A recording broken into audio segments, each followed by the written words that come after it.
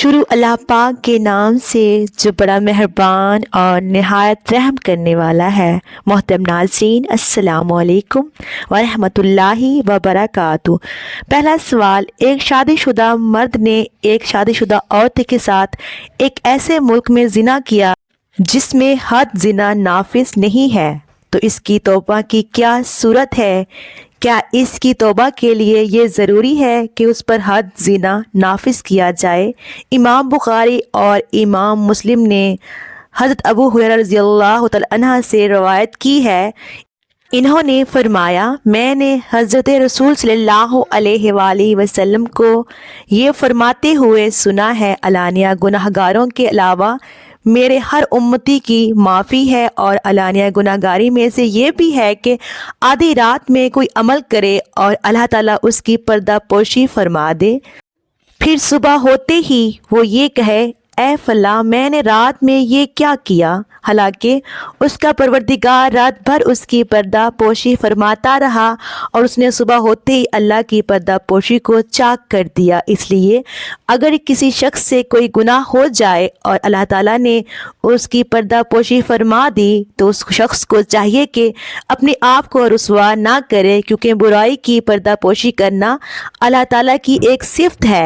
اس لیے برائی کا پردہ فاش کرنا اللہ تعالیٰ کی اس نعمت کی ناشکری ہے اور اس پردہ پوشی کی توہین ہے۔ اس لیے اس گناہگار پر اللہ تعالیٰ کی بارگاہ میں توبہ کرنا اور اس سے گناہ سے باز رہنا اور اس پر نادم ہونا لازم ہے، اور دوبارہ نہ لوٹنے کا پکا ارادہ کرنا بھی ضروری ہے۔ اس کے علاوہ اسے چاہیے کہ کثرت سے توبہ و استغفار کرے،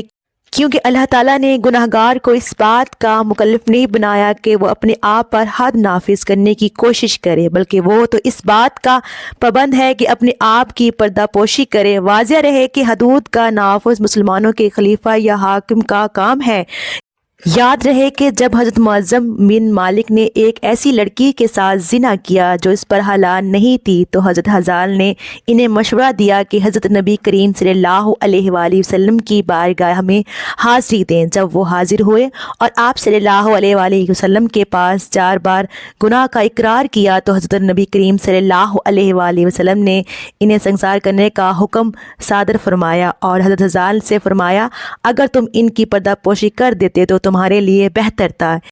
اس حدیث کی ابو داؤد اور نسائی نے روایت کی ہے، باقی اللہ سبحانہ وتعالیٰ زیادہ بہتر جاننے والا ہے۔ محترم ناظرین، میرا سنانا اور آپ کا سننا اللہ پاک اپنی بارگاہ الہی میں قبول اور منظور فرمائے۔ محترم ناظرین، کمنٹ باکس میں اللہ پاک کے 99 ناموں میں سے ایک نام ضرور ٹائپ کیجیے گا، اور میری آپ سے گزارش ہے، اگر میرے سے پڑھنے میں کوئی غلطی ہوئی ہو تو آپ میری اصلاح کریں، اور ہم سب کی جتنی بھی مشکلات ہیں اللہ پاک آسان فرمائے، اور جتنے بھی بہن بھائی بے اولاد ہیں اللہ پاک سب کو نیک صالح اولاد سے نوازے۔ آمین ثم آمین یا رب العالمین۔ اللہ حافظ۔